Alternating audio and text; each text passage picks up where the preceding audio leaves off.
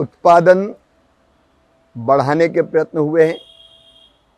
मैं 19 तारीख को प्रेस कॉन्फ्रेंस करके कृषि के क्षेत्र में जो 100 दिन में हुआ है उसका पूरा लेखा जोखा प्रस्तुत करने वाला हूं।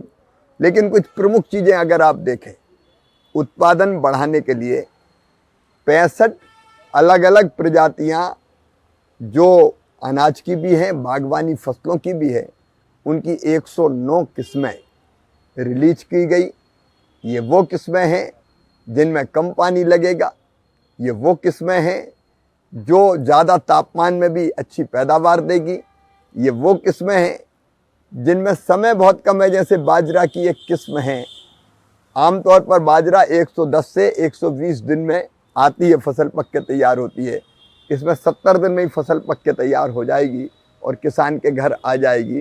तो एक, उत्पादन बढ़ाने के प्रयत्न हुए हैं। दूसरे, उत्पादन की लागत घटाने के, क्योंकि इनपुट कास्ट कई बार इतनी हो जाती है कि फ़ायदे की खेती फिर करना कठिन हो जाता है।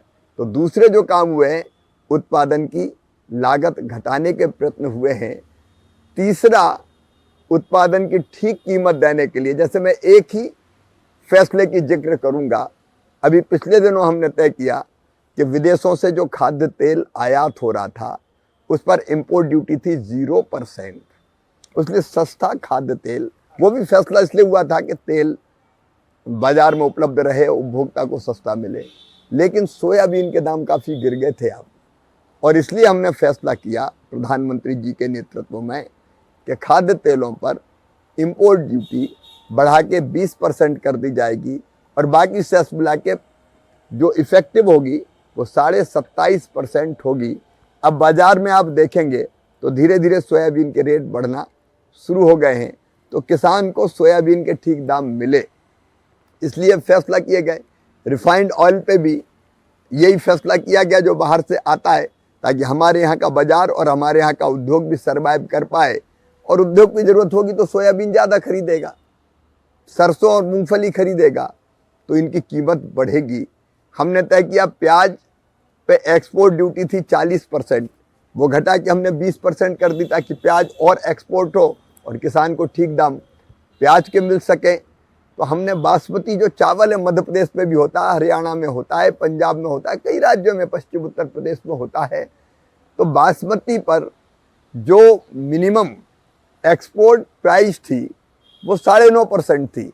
इसके कारण एक्सपोर्ट में दिक्कत आ रही थी, तो बासमती की कीमत कम हुई थी। अब हमने वो MEP समाप्त कर दी, तो उसके कारण बासमती के दाम मिलेंगे।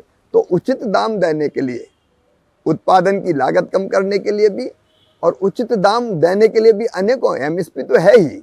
अभी हमने फैसला किया सोयाबीन पर MSP की खरीदी, जिन जिन राज्यों ने मांगा, महाराष्ट्र को अनुमति दी, कर्नाटक को अनुमति दी, मध्य प्रदेश को अनुमति दी, सारे राज्यों को, ताकि उसके नीचे ना बिके।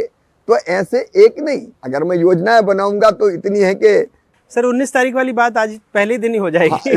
19 तारीख का मेरा एजेंडा आज ही पूरा जाहिर करूंगा, लेकिन मैं विस्तार से आपको बताऊंगा। लेकिन इसके साथ ही अगर नुकसान हो जाए खेती में तो उसकी भरपाई जरूरी है। इसलिए प्रधानमंत्री फसल बीमा योजना और उसके साथ फसलों का विविधीकरण, फूलों की खेती, फलों की खेती, सब्जियों की खेती, औषधि खेती, और एक है धरती को आने वाली पीढ़ियों के लिए भी सुरक्षित रखना है, धरती के स्वास्थ्य को, ताकि उनको भी खाद्य पदार्थ, फल और सब्जी मिलते रहें। तो उसके प्रयत्न भी हो रहे हैं, प्राकृतिक खेती जैसे चीज़ों को प्रोत्साहित करके। तो अनेकों उपाय किए गए।